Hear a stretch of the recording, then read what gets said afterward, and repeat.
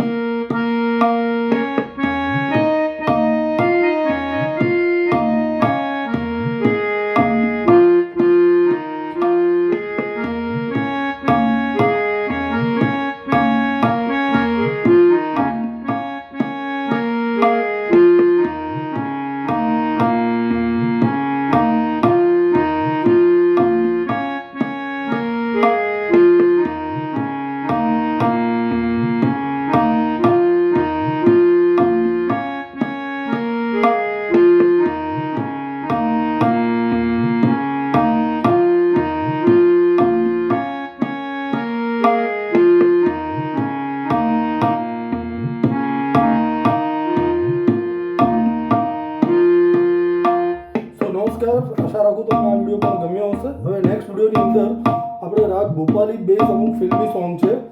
તો એ ફિલ્મી સોંગ છે પણ કેમ છે તો એના અમુક શાસ્ત્રીય સંગીતના જે રૂલ્સ છે પર્ટિક્યુલર રાગના કે શા માટે છે, કઈ વસ્તુ કઈ નિયમ કયા નિયમોનું અંદર પાલન થયું છે એ બધું નેક્સ્ટ વિડીયોની અંદર તમને બતાવીશ.